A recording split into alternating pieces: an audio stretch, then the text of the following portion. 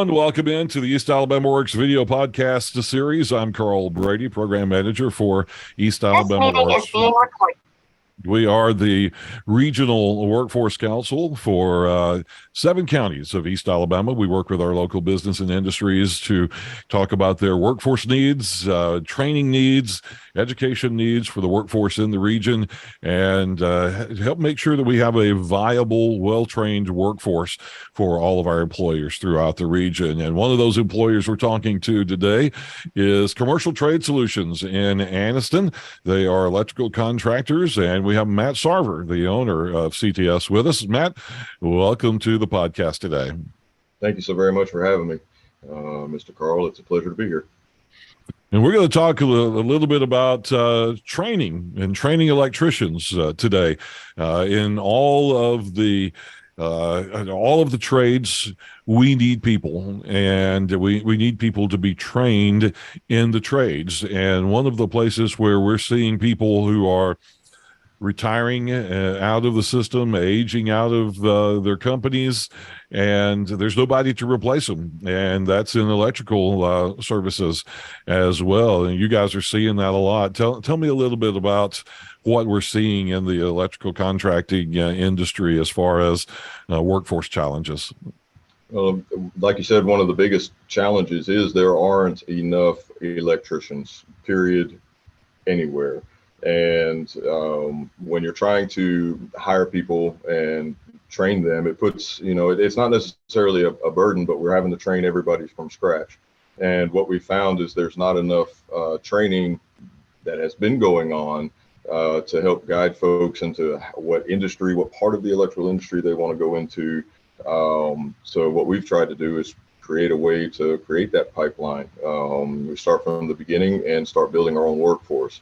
I've been doing this for quite some time, and like you're saying, that you have the older contractors that are they're retiring, and they're back in the day there really wasn't a lot of sharing that knowledge, and they retire, and then it leaves tremendous gaps in the industry that it's almost impossible to fill. The history of the way we do electrical now is not the same as we would have done it 20 years ago. Everything, the parts, everything has changed. The standards have changed. The code has changed. So that knowledge that is kind of lost, it was rather invaluable. So we create these training programs to help bridge that gap in a way, and we need it a lot to fill the industry. Let's kind of start from the beginning, because I know people who are going to think of most of us have heard about the way electricians normally are trained, and that's through a union program, a union apprenticeship, and you have to work. And you work your way up to different levels of training before you become a master electrician. And, and I think that throws a lot of people off, and maybe because it seems to take so long to get to the level of being a master of your craft. So talk a little bit about that traditional way of training, and then how we're trying to change that model a little bit. All right. So traditional training, I could give you an example for myself. Okay, I worked for an electrical contractor. I had just got out of the military. I knew the electrical side of what was necessary in the military, but when I got out of the military, I had no idea how anything worked. So it was, hey, here's a job, and you're on the job. You get told what to do. You could be on that job for 2 or 3 years. And you're getting the training, and I like to call that the mechanical side. They tell you to pull the wire here, put the box here, but you don't get any of the why and how, and you get really, really good at that. Even with conduit bending, you get taught how to do it, and then you've got a foreman or a journeyman over you that just shouts measurements at you, and you do it. And then eventually it's like anything else, it's like, hey, you're doing really good. We're going to give you a little bit more responsibility, then you'll be with that company for 4 or 5 years.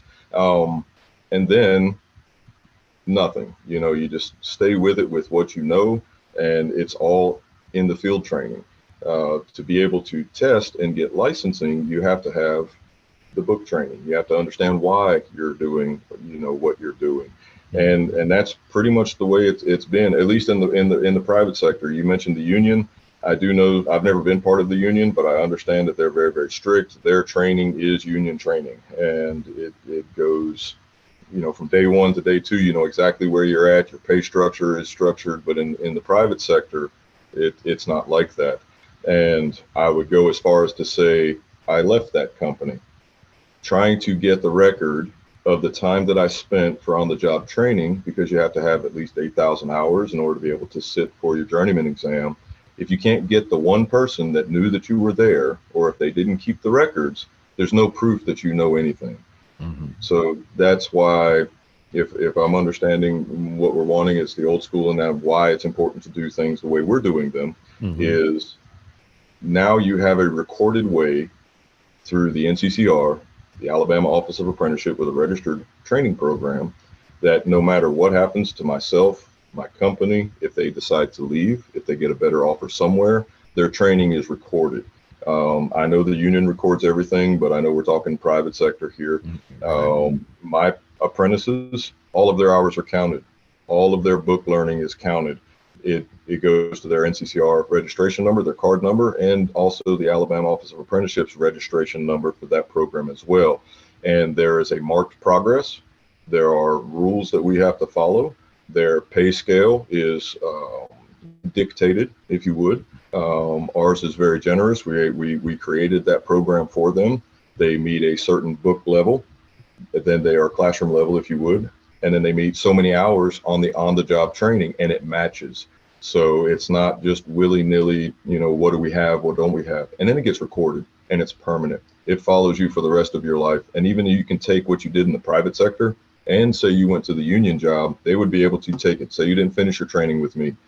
They would know where you left off, and they'd be able to pick you right back up, to where you're going. So I hope that pretty much condensed a little bit about, your question.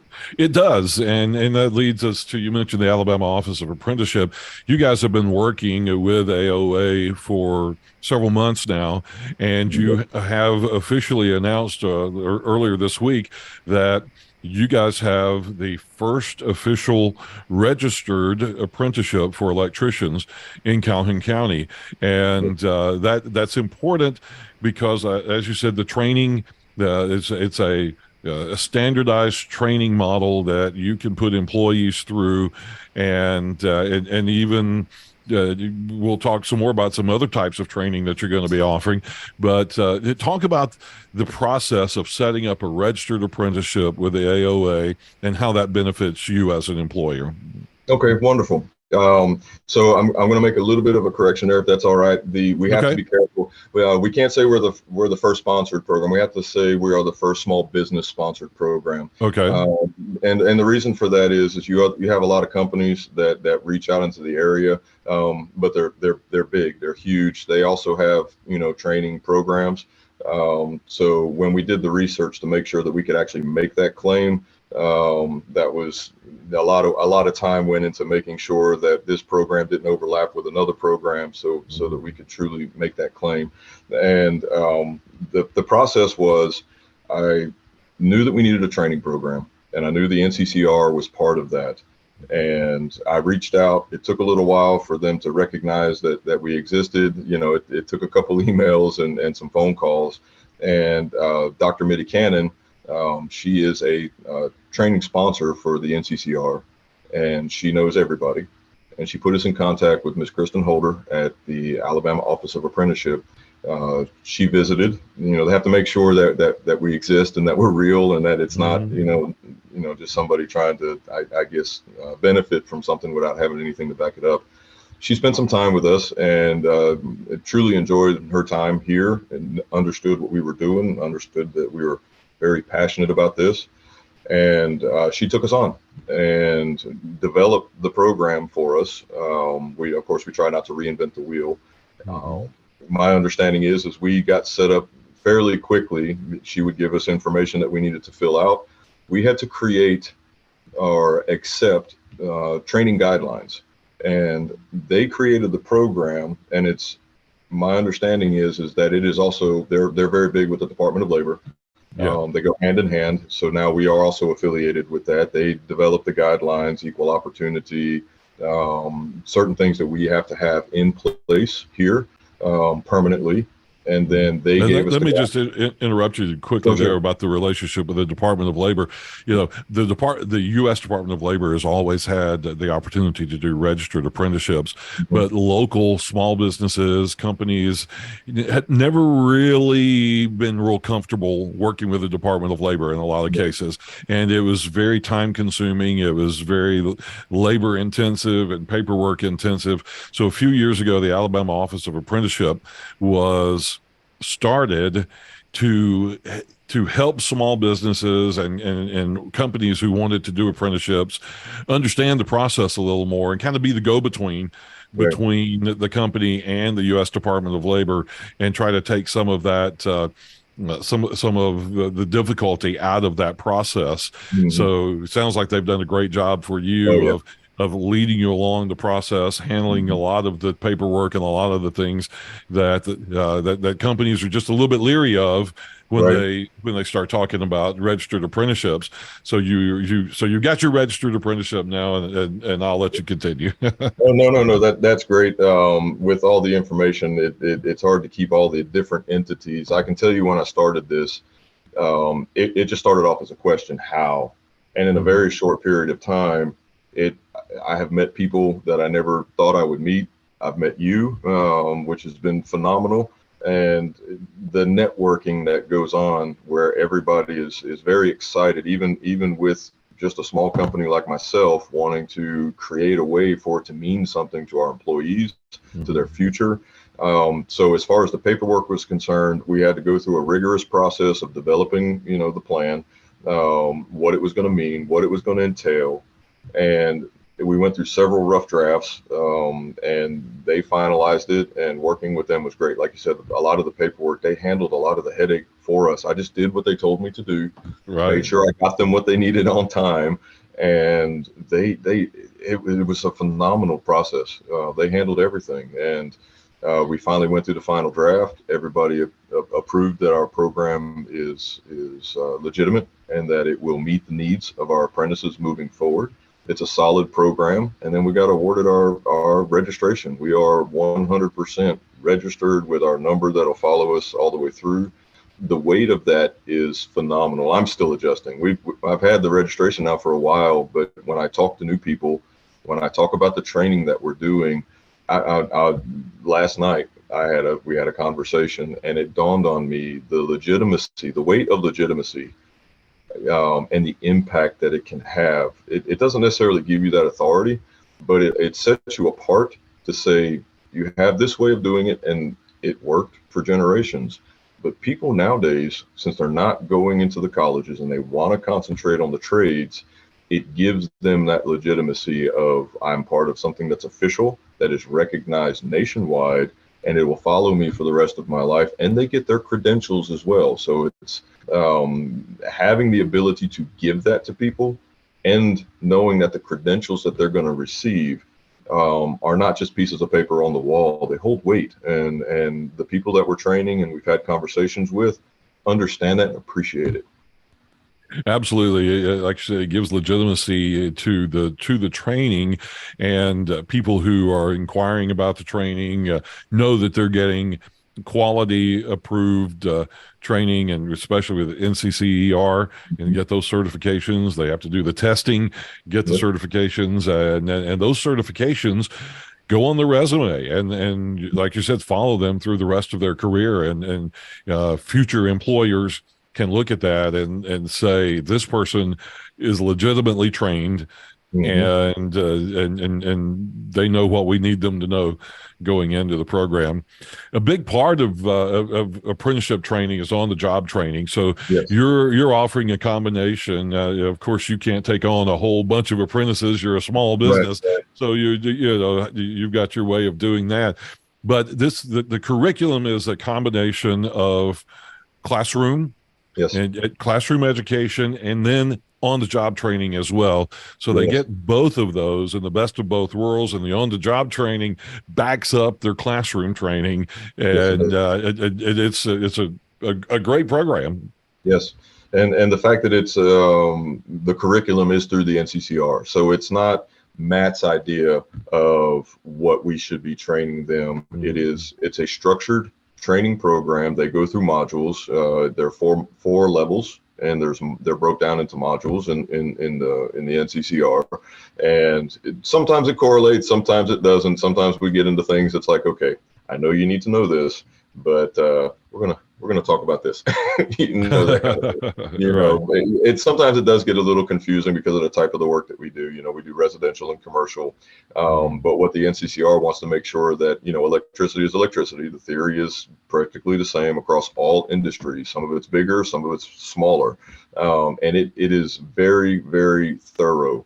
And one of the things that I like about that is, say one of my apprentices does not want to, he's like, Matt, I'm really interested in electronics, or Matt, I want to be an inspector, or Matt, I want to go into, there are so many different industries that fall under the electrical industry. And when you go through this training, by the time you get done, you're going to have a pretty decent knowledge of what's available out there. When they get done with that 8,000 hours, and it's 595 hours of level 1 through level 4 to include the core training, which is an additional 72 hours that's required. They are allowed to sit for their journeyman exam. The Alabama Electrical Contractors Board recognizes this, and that's another reason why it's so important to be a registered program, because there are benefits to the people who can sit for the test if they have gone through a registered apprenticeship program. And beyond let's go ahead and move a little bit beyond the apprenticeship part of this. That is an internal company thing with the registered apprenticeship, and you can bring in new hires and put them through your apprenticeship program. But you're going to expand beyond that and take this information that you have and that you've learned, and you're going to offer training programs to other companies who may want to send a new employee to you to get some of their training, to cut down on their training cost, or the training is always an interesting prospect for all companies. And so you're going to work with other regional companies to train some of their employees.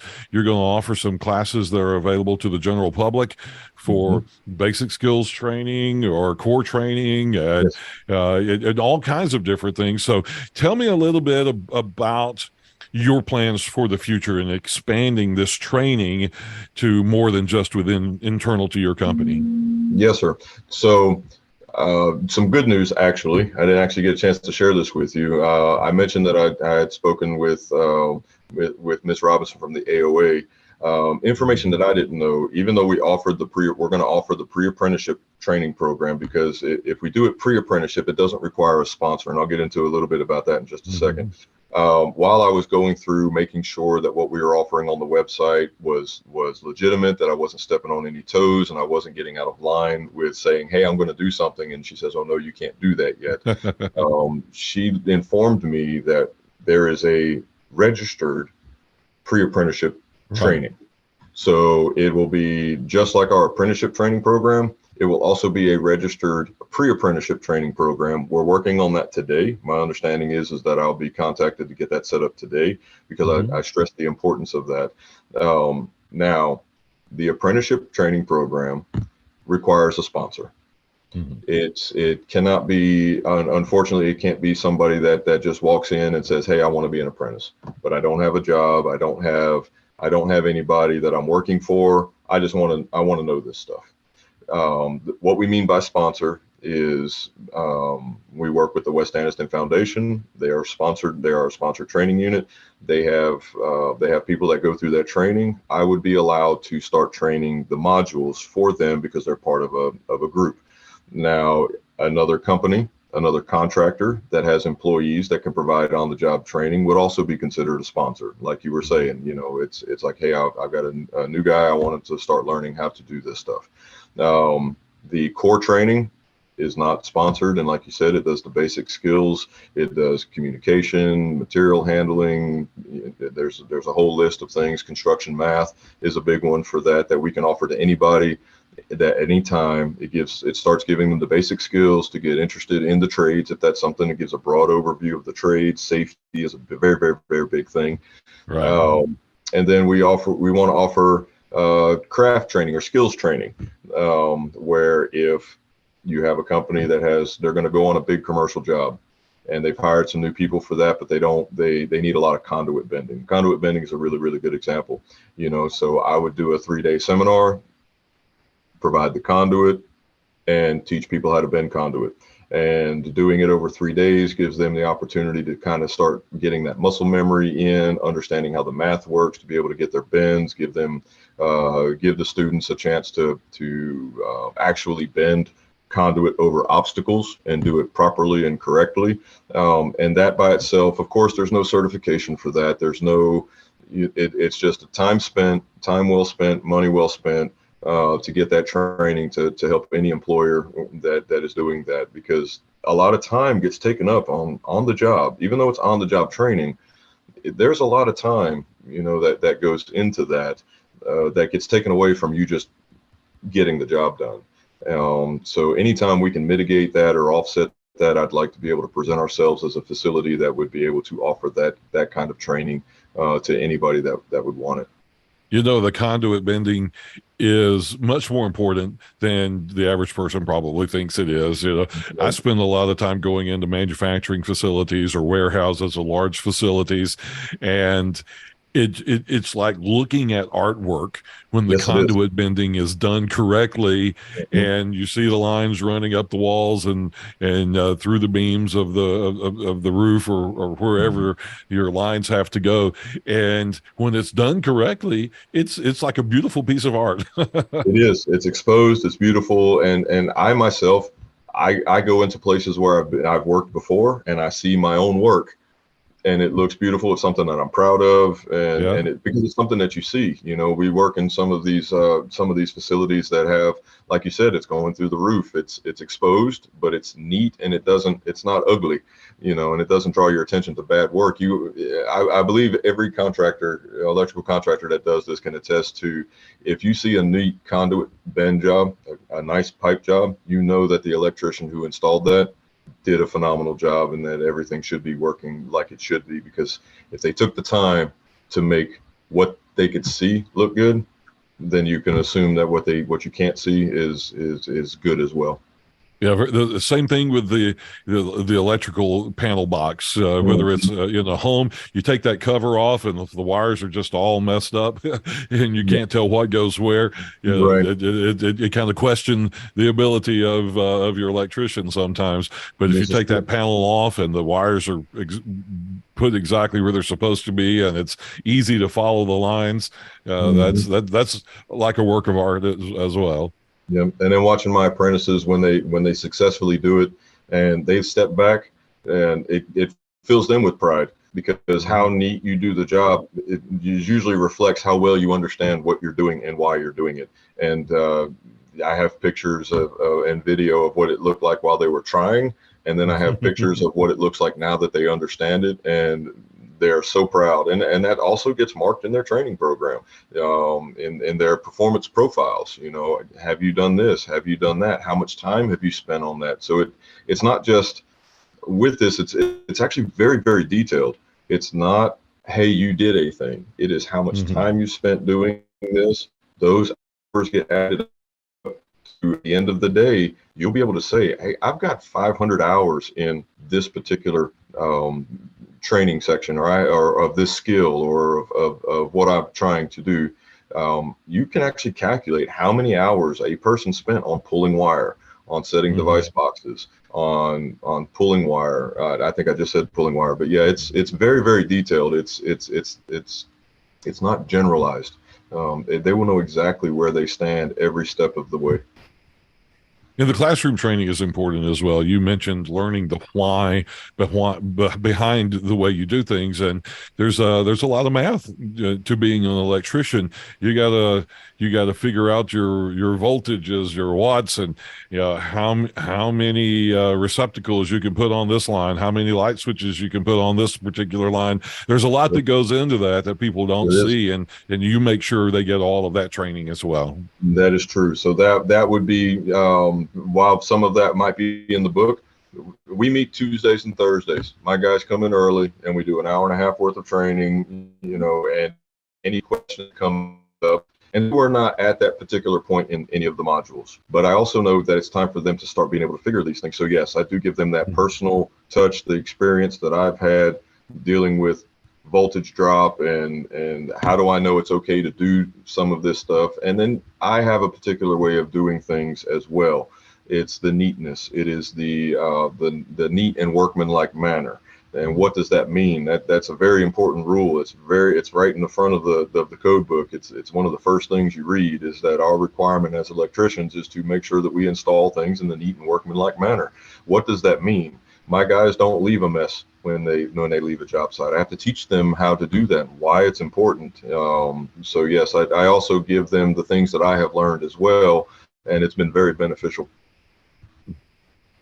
So people who are interested in this conversation that we've been having need to go to your website, and you have a section about your training on your website for people who want to look and get a little more detail, and then contact you and see if it's something they may be interested in. Tell us about your website.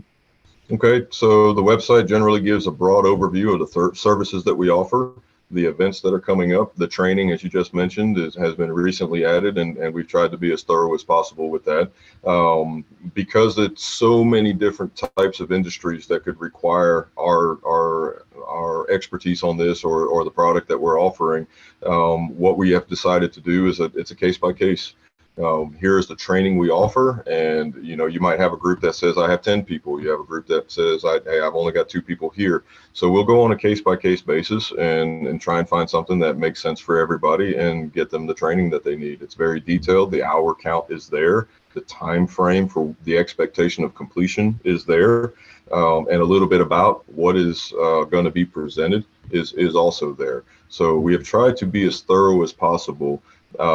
We have a flyer that's going out. We have a class that we are going to try and get started at the very beginning of April. It has that information on it as well. People will be able to register for that. They should be working on that as we're speaking, to get that up and ready and up and going and try and just get into the community as soon as possible.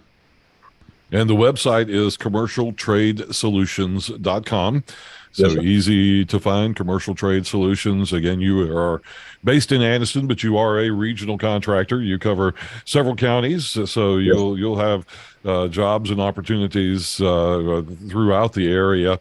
Let's talk a little bit about the time. Some of the other training programs that I've been involved with, one of the issues that we run into is someone who is already employed, but they're underemployed. They want to learn a new skill that leads to a better job, a better paying job, a better way to support their family. Mm-hmm. But these training programs are time consuming. How do you approach a potential student who is concerned about the length of time that it takes to get to certain levels within the programs? The conversation that I would have, and I have had, is you don't do this overnight. Mm-hmm. It's a career. It has to be something that you're passionate about because of the time frame. It takes 8,000 hours to be able to sit for the journeyman. That's on the job training of recorded 8,000 hours. That's 4 years roughly. Mm-hmm. It takes an additional 8,000 hours, another 4 years as a journeyman to be able to sit for the master's exam. And if you want to take it even further, it takes another 8,000 hours of supervision to be able to become an electrical contractor, to get your contractor's license through the Alabama Electrical Contractors Board. All of this is available. All of this information is available on their website as well. And when it comes to sitting for the book learning, if it's time throughout the day, it's one of the reasons why a lot of actual training is not going on. It's, hey, I messed this up. Here's how you do this and try and do it right. And it takes a long time. It is a time commitment. It is a sacrifice, but much like everything else in life, it's something you have to commit to if you want to be good at it. So what we're starting our training out is we'll do 2 days a week, 5 to 8. Now, if I have somebody that's really interested and they need a different time, I'm passionate about this. It is something that is very important for the community. I'm not going on vacation anytime soon. I will work with whoever and whatever their needs are in order to be able to get them what they need. But I had to start somewhere with at least a structure, to try and get it within a particular time frame, and with contractors, it's hard. Sometimes their jobs go till 10 o'clock at night, every night for a week. What you'll find on the website is just a basic, let's start here for the person that can actually just do it for the time that we've offered. Mm-hmm. But I'm not limiting it to just that. I'll teach on Saturday. I'll teach on Sunday. We'll do virtual, whatever it takes for you to be able to get what you need to move forward. So as far as the time it takes to become a master, a journeyman, I think we covered that pretty adequately. To be part of the program, it's don't quote me on this number, but it's 647 hours complete, I believe. I do have that number on the website. I apologize for not remembering right off the top of my head, but it's 600 some odd hours of required inside classroom training to add to that 8,000 hours for what somebody's going to need. But that's to be able to say I completed, much like a prerequisite for college. You have to complete so many credit hours in order to be able to get that degree or get that certificate. It's the same. It's the same type of program. Before we wrap up, I always like when we're talking about skilled trades, especially if we're talking to high school students or young people about it, I always like to emphasize the entrepreneurship opportunities within the skilled trades. Sure. You are an example of that yourself, and we see in so many times, whether it be plumbing, electrical, HVAC, construction, you see people who go through the process. They work for other people for a number of years. They learn their trade. They get good at it. And then they decide to start their own company. So people who have entrepreneurship, a desire to be their own boss and to own their own company, the skilled trades are a great place to learn that because you see a lot of people, again, in you included, who have stepped out to become their own company.